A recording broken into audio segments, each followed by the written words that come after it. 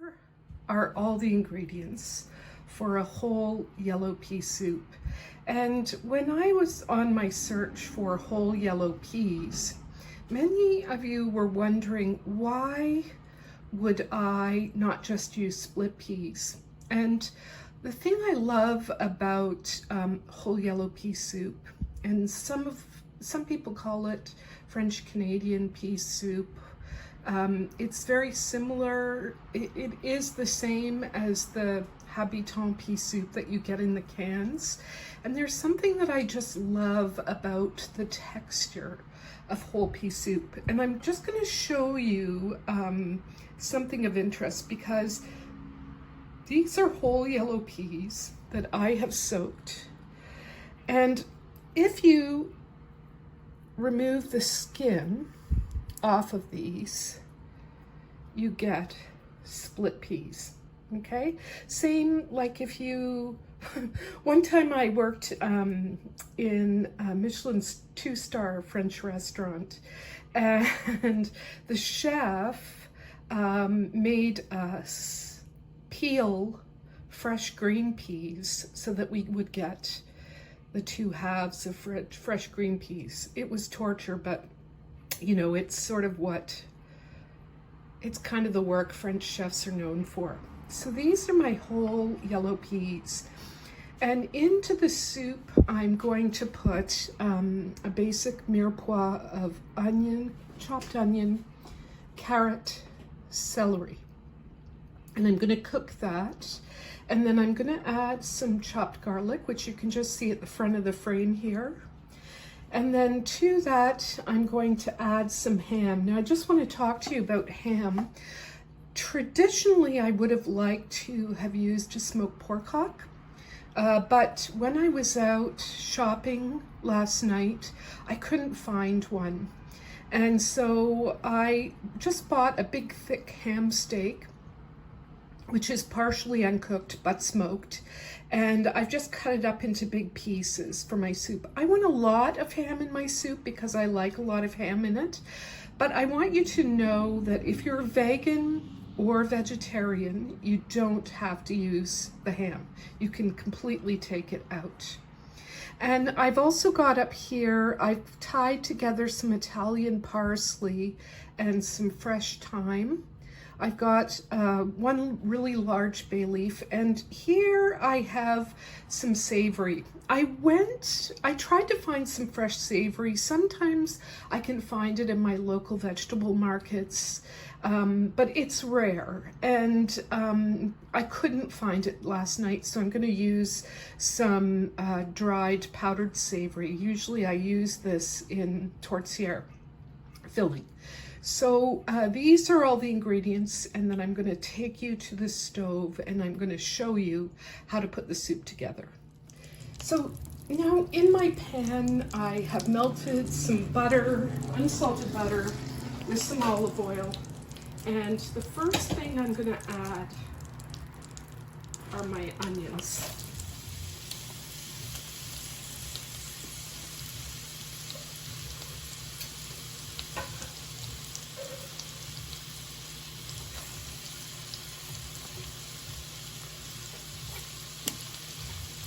And I'm also going to add carrots and celery at the same time.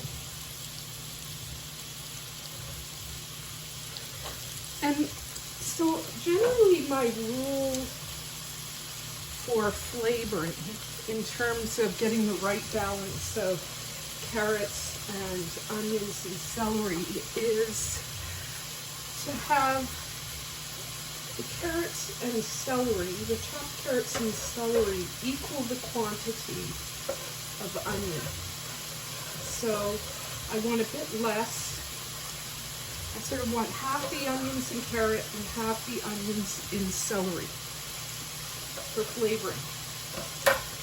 And one of the things that you're going to notice about how I chop the vegetables, and I do this for any soup, is I chop them fairly fine because I want every spoonful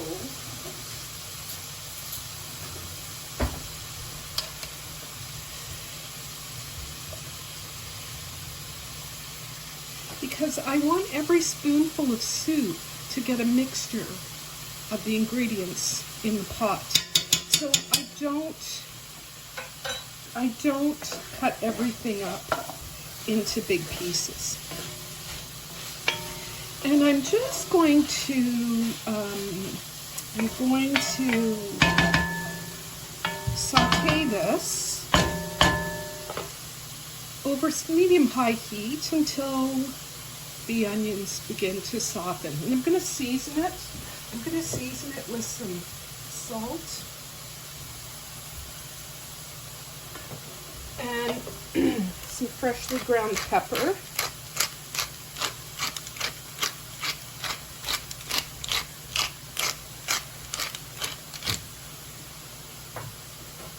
But I'm not going to salt it too heavily because I have the ham that I'm going to be adding to the soup, and that has a fair bit of salt. Mirepoix are ready, and I can tell they're ready because all the moisture has evaporated from them, and they have a slightly translucent color. And now I'm going to add my garlic. And I'm just going to cook that until it becomes fragrant. And one of the reasons why I don't add that sooner is because I don't want it to burn. I just want it to become really fragrant in the cooking. Okay, and now I'm going to add to the pot these big chunks of ham. And you might wonder why I'm leaving them in such big pieces. And I'll shred them up into smaller pieces after the soup is cooked. I like to keep them into big chunks with the hope that it won't overcook and that I'll just be able to shred it some at a later moment. And then the next thing I'm going to add to the pot are the whole yellow peas.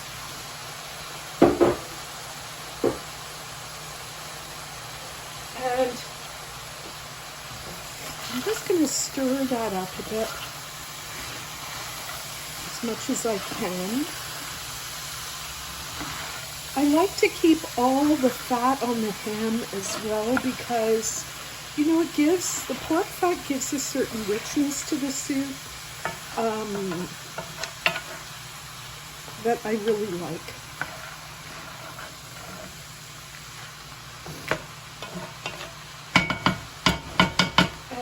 And then I'm going to put my bay leaf in. I'm going to put my, this little bouquet garni of thyme and parsley. And I'm going to give this a shot of some savory as well. And I'm not going to go crazy. Savory can be quite pungent. I just want a hint of it. So I just want, I can add more if I feel like there's not enough savory flavor there. But I'd rather sort of start at a smaller amount than add too much, which would really destroy the flavor profile of this soup. So now I'm going to add stock and liquid, or liquid. I could use water. I could use vegetable stock. I could use chicken stock, any kind of homemade meat broth. Pork broth would be good here as well. And or just straight water. There's lots of pork in here, so just straight water would also be really perfect. And I'm going to show you how much I add.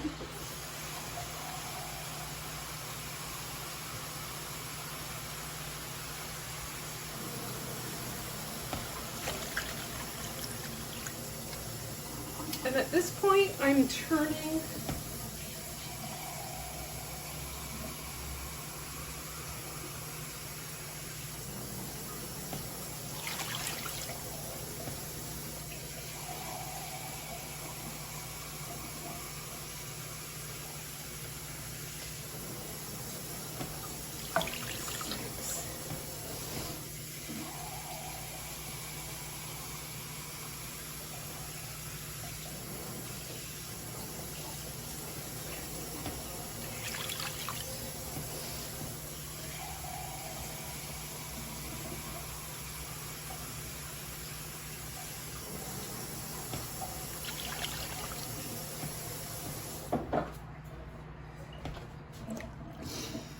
So at this point, I've added what looks like a lot of water. But trust me on this, once these beans start cooking and it starts breaking down, and they start breaking down some, it'll be the perfect amount. And one of the things, I don't want a really thick, stodgy soup. I want something, you know, that's kind of a chunky puree. So once I've got my liquid in here, and what I'm going to do now is I've turned my heat up to high, and I'm going to bring this up to a boil, and then I'm going to turn it down to a simmer, and I'm going to just cover it, partially cover it, mostly cover it, and just let it simmer away until the peas are tender. And at that point, they will have started to disintegrate. So my ratio of liquid to peas, I probably had about 4 cups, 4 or 5 cups of hydrated peas, soaked peas. And this is 10 cups of water. And I'm pretty sure I'm going to need to use more water when I come to finish the whole yellow pea soup. I'm just going to back up for a minute and tell you something about the peas. So I soak them in lots and lots of water, like probably 2/3 more water than there are peas overnight. And then I drain and rinse them. I never use the soaking water to cook the peas or any beans. I've always been taught that. Do I have a rational explanation? No. Somebody has, you know, I've learned in the past that it helps to make the finished bean dish less gas producing. And I still follow it, whether it's true or not, you know, I don't know. So I soak my beans in lots of water, beans or peas in lots of water. The next day when I'm going to use them, I drain them and rinse them in cold water. And then they're ready to use. So my soup has finished simmering, and these peas are very, very tender, and you can see some have popped the casings. And then I took my meat, I threw away my little bouquet garni and the bay leaf, and then I took my meat out and I've just broken it up into chunks, and I also have some chopped parsley. So now, to give this soup its texture, I am going to take some of these peas out, and I'm going to puree them either in a blender or in a food processor. I'm not going to take it all, probably about half of them, and then I'll add the puree back to the pot. So I just want to give you a sense of, it's not perfectly smooth, but I pureed it down. Okay, so I pureed some of the peas, and I've stirred in my ham and my parsley. And you might notice, like particularly if you're used to habitant pea soup, and even some split pea soups, you may think, oh, this is a bit too thin. So if you think it's too thin, you can reduce the water. But I really love this consistency. I don't really love a stodgy pea soup. And I haven't had to add any more seasoning. The ham was salty, and it's just perfectly cooked. And here you have it. This is just a fabulous whole yellow pea soup, or French Canadian pea soup.